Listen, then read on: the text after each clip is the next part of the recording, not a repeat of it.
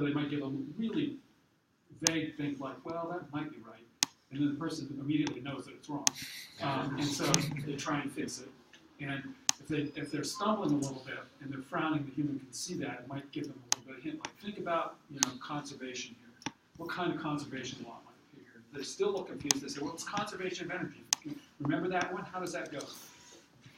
MV squared. Remember that? Give little hints until they finally retrieve or reconstruct the knowledge they need. So it's step-based tutoring, but the humans are basically trying to kind of scaffold very carefully through a sequence of increasingly more specific verbal hints the knowledge required for doing this stuff. That's the big difference. Yeah. Does this effectiveness hold true like in math versus say like English as the task? Well, that gets me to my next slide, if you don't mind. These are basically good for well-defined tasks like math. Okay, so you need a clear set of right and wrong answers, and you need a clear set of steps. Okay, it's okay if there's combinatorially many steps. We can handle that, but they have to be clear steps. And in writing, I'm not sure kind of meets those criteria. So Rod can tell me if I'm right or wrong on that. Well. Writing is really hard for an ITS to handle. Okay, let's see, if you don't have a multi-step task, like you're just memorizing English vocabulary in the second language learning class, there's no steps there. You just have to, when shown a prompt, you have to produce the English word. Well, then answer-based and step-based are the same. Of course, they perform the same. It works best if this is the kind of task, like math or physics, where your students are expected to become very skilled at it, so they need a lot of practice. If it's something they're just supposed to be familiar with, like they're just supposed to be familiar with, some historical scenario, like the Homestead Steel Strikes. You just have to know that it happened and that there's some ambiguity about who was at fault. Okay?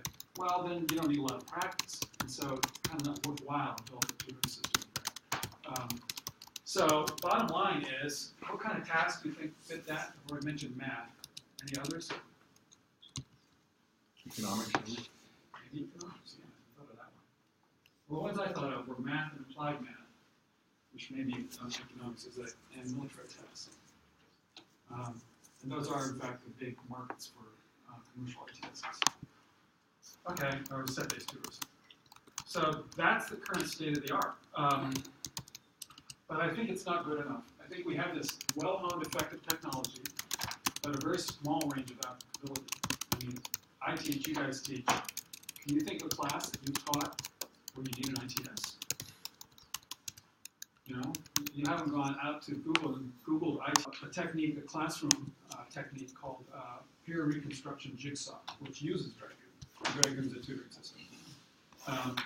Now, what it teaches, the task it teaches, is model construction, which is becoming a big deal in the high schools. This is a picture from the Common Core State Standards for Math to describe what model construction is. So a student is given a problem and they formulate it somehow and in a modeling language, which might be a spreadsheet or it might be just equations or whatever. They turn the computer on and it calculates the behavior or predictions of that model. They interpret that behavior and see if it's valid with respect to what they know about the system that's being modeled. If it is, they write their report when they're done, which is almost never the case. Instead, they have to go back and change their model, debug it, and go around the loop again. Okay? So you can do the modeling languages. There's lots of different modeling languages. You could use a simple one like concept maps, which are just nodes and arrows with